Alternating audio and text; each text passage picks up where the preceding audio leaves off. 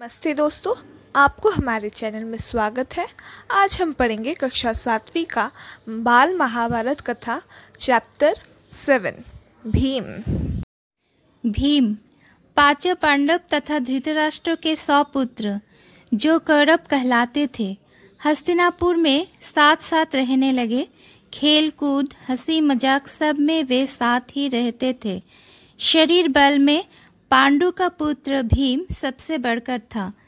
खेलों में वो दुर्योधन और उसके भाइयों को खूब तंग किया करता था।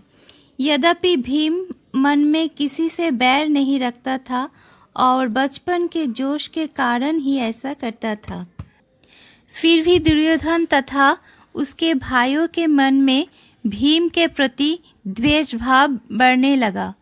इधर सभी बालक उचित समय आने पर कृपाचार्य से अस्त्र विद्या के साथ साथ अन्य विद्याएं भी सीखने लगे। विद्या सीखने में भी पांडव कौरव से आगे ही रहते थे। इससे कौरव और खींचने लगे। दुर्योधन पांडवों को हर प्रकार से नीचा दिखाने का प्रयत्न करता रहता था। भीम से तो उसकी जरा भी नहीं पड़ती थी। एक बार सब कौरवों ने आपस में सलाह करके ये निश्चय किया था कि भीम को गंगा में डुबोकर मार डाला जाए और उसके मरने पर युधिष्ठिर, अर्जुन आदि को कैद करके बंदी बना लिया जाए। दुर्योधन ने सोचा कि ऐसा करने से सारे राज्यों पर उसका अधिकार हो जाएगा। एक दिन दुर्योधन ने धूमधाम से जल क्रीड़ा का प्रबंध किया और पांचों पांडव को उसके लिए न्योता दिया। बड़ी देर तक खेलने और तैरने के बाद सबने भोजन किया और अपने अपने डेरों में जाकर सो गए। दुर्योधन ने छल से भीम के भोजन में विष मिला दिया था। सब लोग खूब खेले तैरे थे, सो थकाकर सो गए। भीम को विष के कारण गहरा नशा हो गया। वो डेरे पर भी ना पहुंच पाया और नशे में चूर होकर गंगा किनारे रेत में ही गिर गया। उसी हालत में दुर्योधन ने लताओं से उसके हाथ पैर बांधकर उसे गंगा में बहा दिया।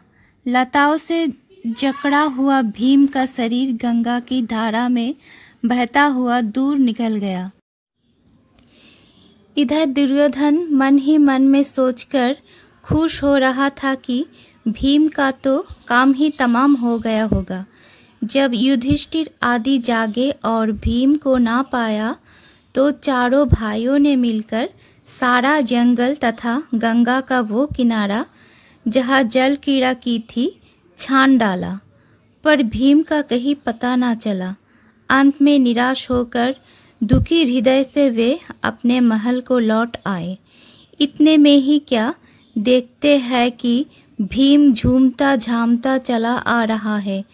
पांडवों और कुंती के आनंद का ठिकाना ना रहा। युधिष्ठिर, कुंती आदि ने भीम को गले से लगा लिया, पर वह जब सब हाल देखकर कुंती को बड़ी चिंता हुई। उसने विदुर को बुला भेजा और अकेले में उनसे बोली, दुष्ट दुर्योधन जरूर कोई ना कोई चाल चल रहा है।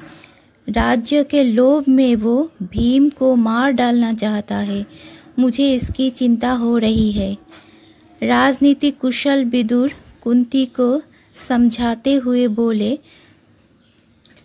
तुम्हारा कहना सही है, परंतु कुशल इसी में है कि इस बात को अपने तक ही रखो। प्रकट रूप से दुर्योधन की निंदा कदापि न करना, नहीं तो इससे उसका द्वेष और बढ़ेगा। इस घटना से भीम बहुत उत्तेजित हो गया था। उसे समझाते हुए युधिष्ठिर ने कहा, भाई भीम, अभी समय नहीं आया है। तुम्हें अपने आप को संभालना होगा।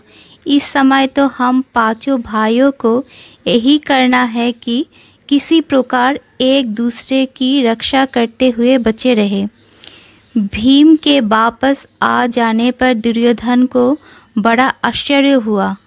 उसका हृदय और जलने लगा।